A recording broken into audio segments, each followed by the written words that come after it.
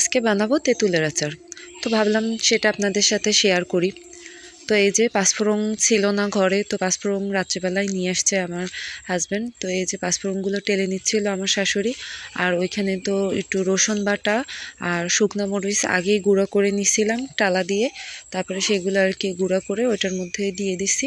আর এখন পাঁচফোড়নটা টেলে নিব, পাঁচফোড়নটা টেলে নিয়েই তারপরে দিয়ে দেব। তো আসসালামু আলাইকুম, আপনারা সবাই কেমন আছেন? আমি আলহামদুলিল্লাহ ভালো আছি। আপনাদের সাতুল আপু সাতুলের কুঁড়েঘর থেকে আপনাদের সাথে নতুন আরও একটা ভিডিও নিয়ে চলে আসলাম। এই যে তেঁতুলের আচার বানানোর একটা ভিডিও নিয়ে চলে আসলাম। তো আমার শাশুড়ি আর কি এইভাবেই তেঁতুলের আচার বানায়।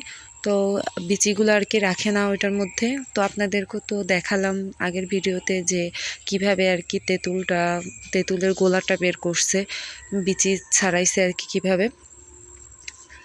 তো এখন তো সব মশলা মানে রেডি করতেছিলাম। তারপরে এই যে আমার শাশুড়ি পাঁচফোড়ন টালা দিয়ে তারপরে গুঁড়া করতেছিল পাটায়। আর এই যে এখন চুলায় তো বসায়ও দিছি আর চিনিও দিয়ে দিছি চুলার মধ্যে, আচারের মধ্যে চুলার উপরে বসায় তারপর আচারের মধ্যে চিনি দিয়ে দিলাম। তো এটা আর কি নাড়াচাড়া করতে হবে সব সময়, কারণ লেগে পড়তেছিল নিচে। চিনি আর লবণ দিয়ে দিছি এটার মধ্যে, লবণ দিয়ে এটা ভালোভাবে নাড়াচাড়া করতে হবে। আর এই যে মশলাটা গুঁড়ো করা হয়ে গেছে। তো পাঁচফোড়ন ছাড়া তো আর আচার হয় না, পাঁচফোড়ন ছাড়া তো আচার ভালো লাগে না, পাঁচফোড়ন দিলে আচারের একটা ঘ্রাণ আসে। তো এর জন্যই আর কি পাঁচফোড়ন দেওয়া। তো আমরা আর কি পাঁচফোড়ন ছাড়া কোনো আচার বানাই না। তো এই যে মশলাটাও দিয়ে দিলাম ওটার মধ্যে। আর এখন তো সব কিছু দেওয়া হয়ে গেছে, এখন শুধু নাড়াচাড়া করতে হবে। দেখুন এখন আর কি কালারটা কেমন সাদা সাদা আছে। তো নাড়াচাড়া করতে করতে কালারটা দেখবেন যে অন্যরকম হয়ে যাবে। তো অনেকটা আর কি দোকানের মতোই লাগে আচারটা খেতে। দোকানে যে আমরা 5 টাকা করে যে আচারগুলো কিনে খাই ওইগুলোর মতোই অনেকটা লাগে। তো ওইটার মধ্যে তো মেডিসিন দেওয়া থাকে, এটাই তো আর সেটা দেওয়া নেই, ন্যাচারালভাবে আর কি বানানো একটা আচার। তো চিনি মানে যার যেমন স্বাদ মতো আর কি চিনি দিবেন, যে যতটুকু আর কি চিনি খেতে পছন্দ করেন। তো এটা তো একটু টক টক, তারপরে মানে মিষ্টি মিষ্টি দুইটাই থাকবে আর কি, ঝালও থাকবে, সবই থাকবে।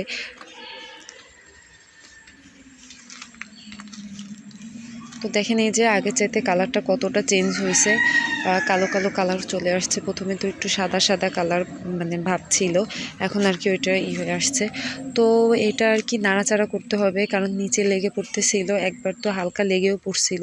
কারণ কন্টিনিউয়াসলি এভাবে নাড়াচাড়া করতে হবে, না হলে লেগে পড়বে, লেগে পড়লে তো গন্ধটা অন্যরকম হয়ে যাবে।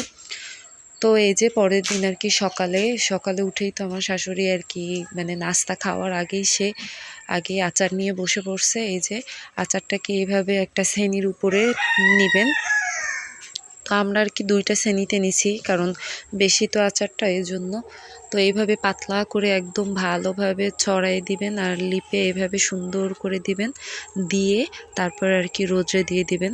তাহলে দেখবেন যে আপনাদের আচার অনেক দিন থাকবে, ফ্রিজেও রাখার লাগবে না। এই যে 2টা আর কি শ্রেণীতে নিয়ে নিছি, নিয়ে নেওয়ার পরে এভাবে সুন্দরভাবে লিপে দিবেন যাতে শুকায় যায় তাড়াতাড়ি। ও আরেকটা কথা হচ্ছে, যখন এই তেঁতুলটা রাখবেন তার আগে একটু সরিষার তেল বা সয়াবিন তেল, যেই তেলই দেন সেই তেল দিয়ে একটু শ্রেণীটা ভালোভাবে লিপে নেবেন, যাতে আর কি আচারটা উঠাতে সুবিধা হয়।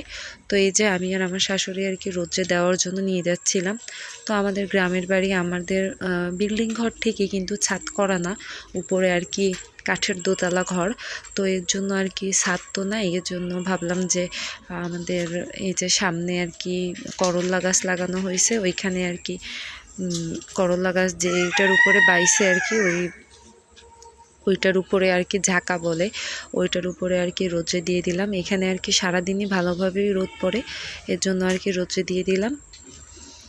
তো যে যেখান থেকে আমার ভিডিওটা দেখতেছেন, ভিডিওটা ভালো লাগলে ভিডিওটা কমেন্ট করে যাবেন আর সাবস্ক্রাইব করে দেবেন।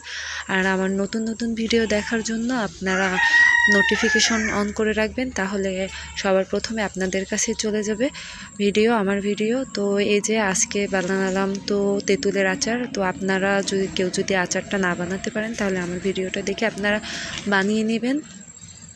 তো তো সাধারণ পদ্ধতিতে, সহজ পদ্ধতিতে এইভাবে আমরা তো গ্রাম বাংলার মানুষের আচার বানাই।